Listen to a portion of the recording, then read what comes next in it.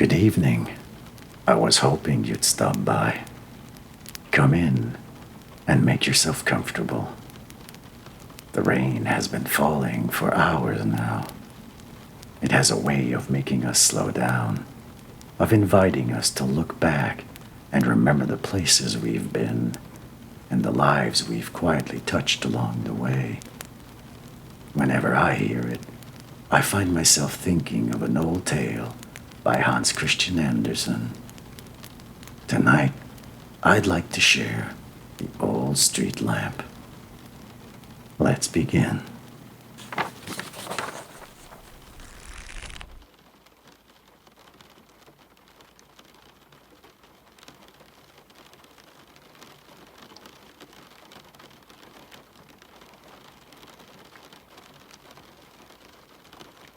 Have you ever heard the story of the old street lamp?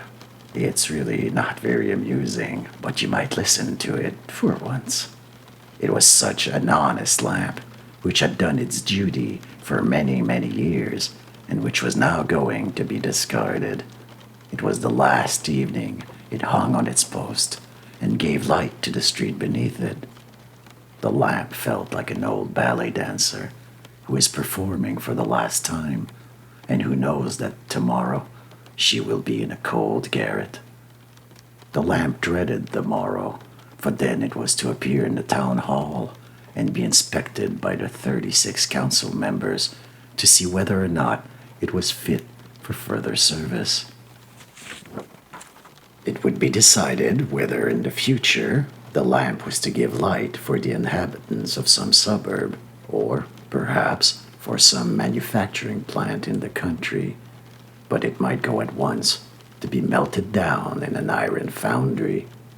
In that case, it might become anything, but the lamp was terribly troubled, wondering whether, in some new state, it would remember it had once been a street lamp. In any case, the lamp would be separated from the watchman and his wife, whom it had come to consider part of its family. It became a lamp at the same time that he became a watchman. In those days, the watchman's wife was a little haughty. She would glance at the lamp only when she passed under it in the evening, never in the daytime. However, in later years, when those three, the watchman, his wife, and the lamp, had grown old together, the wife helped tend the lamp, clean it, and poured oil into it. The old couple were thoroughly honest. Never had they cheated the lamp of a single drop of oil. Now it was the lamp's last night in the street, and tomorrow it would go to the town hall. Those were two dark thoughts indeed, and it's no wonder the old lamp didn't burn very brightly. But other thoughts too passed through its mind.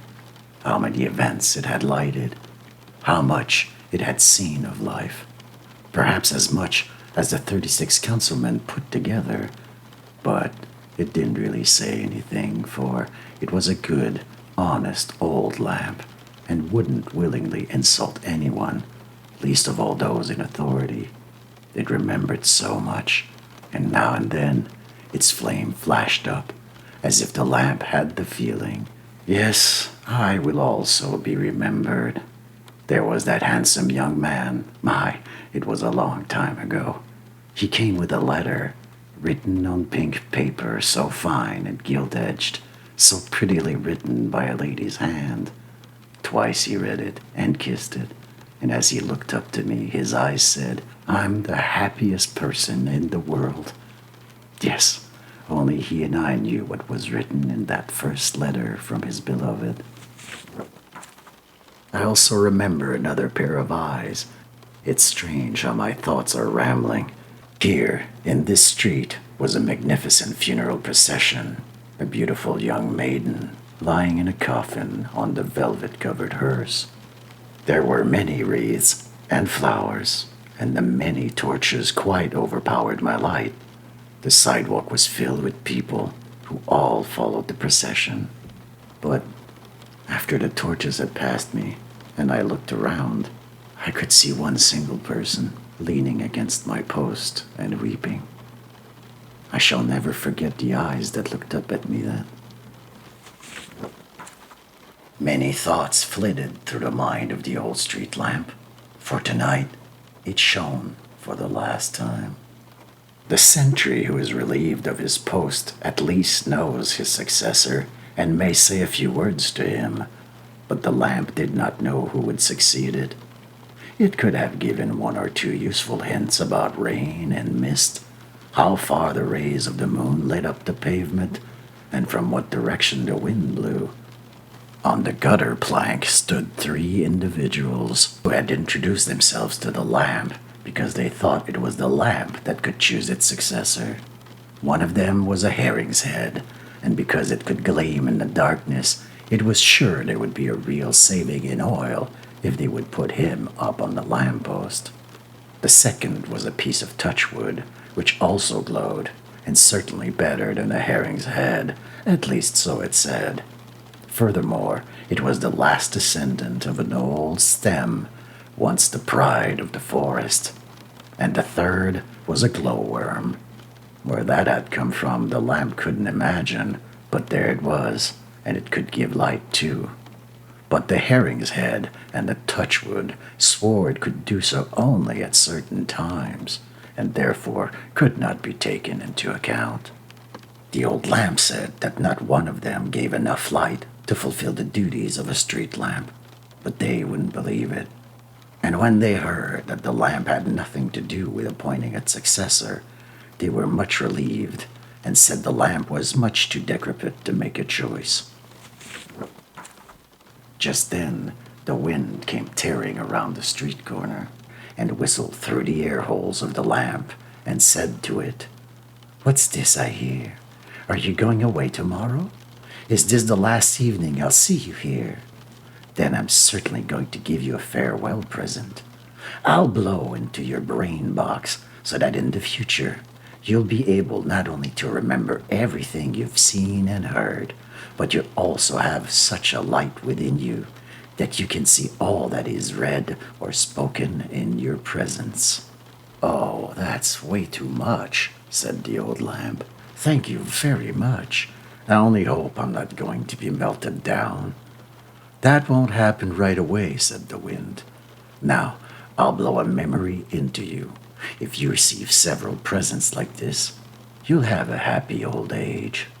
"If only I'm not melted down," said the lamp. "Or can you guarantee my memory even in that case?" "Don't be silly, old lamp," said the wind. And then it blew. At that moment, the moon came out. "What are you going to give?" asked the wind. "Nothing at all," replied the moon. "I'm on the wane, and besides, the lamps have never lighted me. On the contrary, I've often given light for the lamps." Whereupon it slid behind the clouds again, for it didn't want to be pestered. Now a drop fell on the lamp. It seemed to come from the roof, but it explained that the gray clouds sent it as a present, perhaps the best possible present. "I'll penetrate you so completely that you'll be able, if you wish, to turn into rust in one night and then crumble into dust." But the lamp thought this was a poor present, and so did the wind. "Isn't someone going to give something better?" It blew as loudly as it could. Just then, a bright shooting star fell, blazing down in a long, bright stripe. "What was that?" cried the herring's head. "Wasn't that a falling star? Why, I think it went right into the lamp. Well, if such a high-born personage as that is trying for his position, we'd better quit and go home." And so it did, and the others too, but the old lamp shone more marvelously than ever. "That was a wonderful present," it said. "The bright stars that I've always admired, and that shined far more brightly than I ever have been able to, despite my ambition and efforts, have actually noticed me, a poor old lamp, and have sent me a present. They have granted that everything I remember and see, as clearly as if it stood before me, shall also be seen by those I love, and in that lies true happiness. For if we cannot share happiness with others, it can only be half enjoyed." "Those are very honorable thoughts," said the wind. "But for that, you need wax lights. Without a wax candle lit up in you, your rare faculties will be of no use to others. The stars didn't think of that. They think everything that shines has at least one wax light in it, always. But now I am tired. I'm going to lie down." And then the wind lay down. The next day, well, we'd better pass over the next day, but the next evening, the lamp was resting in a big easy chair. And where? In the old watchman's house. The old man had begged as a favor of the 36 councilmen that he be allowed to keep the lamp as a reward for his long and faithful service to the city. They laughed at him when he asked for it, but finally gave it to him. Now the lamp lay in the big armchair close to the warm stove, and it seemed to be much larger. It almost filled the whole chair.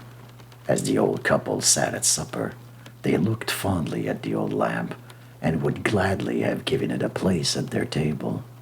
It is true that their home was only a cellar 2 yards below the sidewalk, and that one had to walk through a stone-paved front room to get into their room, but inside it was very comfortable. There were strips of list on the door, and everything looked clean and neat, with curtains around the bed and over the little windows. On the windowsill stood 2 strange flower pots. Sailor Christian had brought them home from the East or West Indies. They were made of clay and represented 2 elephants with their backs cut off.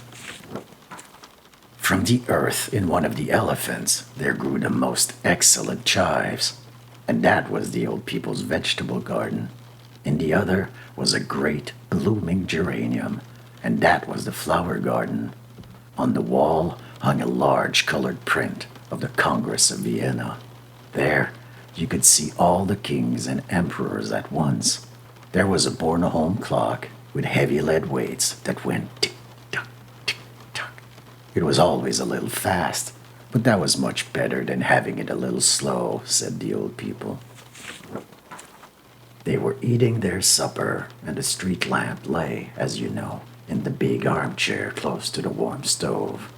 It seemed to the lamp as if the whole world were turned upside down.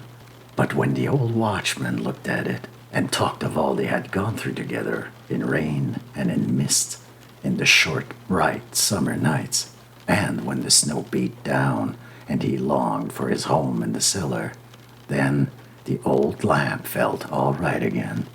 It could see everything as clearly as if it were happening then. Yes, the wind had certainly given it a splendid light. The old people were always active and industrious. Not a single hour was wasted in idleness. Sunday afternoons, the old man would bring out some book or other, generally a volume of travels, and he would read aloud about Africa, about great jungles with elephants running about wild, and the old woman would listen closely and peer at the clay elephant flower pots. "I can almost visualize it myself," she would say. Then the lamp would wish most particularly that a wax candle had been lighted inside it, for then the old woman would have been able to see everything in detail, just as the lamp saw it. The tall trees with their great branches all entwined, the naked black men riding horseback, and big herds of elephants crushing the reeds and bushes with their huge feet. "What good are all my faculties if I can't get a wax light?" sighed the lamp. "They have only oil and tallow candle here, and they won't do." One day, the old man brought a number of wax candle ends down into the cellar. The larger pieces were burned, and the smaller ones were used by the old woman for waxing her thread when she was sewing. There were plenty of wax candles then, but no one thought of putting a little piece into the lamp. "Here I am, with all my rare faculties," said the lamp. "I have everything within me, but I can't share it with those I love. They don't know that I can cover these white walls with the most gorgeous tapestry, or change them into noble forests, or show them anything they could wish to see. They don't know that. The lamp stood neat and scoured in a corner where it always caught the eyes of visitors, and although people considered it a piece of rubbish, the old couple didn't care. They loved the lamp. One day, it was the old watchman's birthday. The old woman went to the lamp, smiling a little to herself. "I'll light it today, in his honor," she said. Then the lamp rattled its metal cover, for it thought, "At last they have a fine idea." But it was only oil, and no wax candle. The lamp burned throughout that whole evening, but now it understood at last that the gift the stars had given it, the best of all gifts, would be a lost treasure for all its life. That night, the lamp had a dream, for with such faculties, it is easy enough to dream. It seemed as if the old people were dead, and the lamp itself sent to the iron foundry to be melted down. It was as frightened as on that dreadful day when it appeared in the council hall to be inspected by the 36 council members. But though it had the power to crumble into rust and dust at will, it did not use that faculty. It was put into a furnace and cast into as beautiful an iron candlestick as you could wish. And it was a candlestick for wax lights. It was in the form of an angel holding a bouquet, and the wax candle was to be placed right in the middle of the bouquet. The candlestick had a place of its own on a green writing table, and the room was very cozy, its walls lined with many books and hung with beautiful pictures. The room of a poet. Everything that the poet wrote about appeared near him. The room became thick, dark forests, beautiful meadows where storks strutted, and then the deck of a ship sailing high on the foaming ocean. "What power hidden in me," said the old lamp as it awoke from its dream. "I could almost wish to be melted down, but no, that must not happen so long as the old people live. They love me for myself. I am their child, and they have cleaned me and given me oil. I'm as happy now as the whole Congress of Vienna, and that is something really elegant." And from that day on, it enjoyed more inner peace, and that the modest old lamp well deserved. In the end, our story has come to an end, but there's no need to hurry off. The rain should keep falling for a little while longer, so stay as long as you'd like and let it carry you gently towards sleep. Another story will be waiting for you soon. Until then, good night, my friend.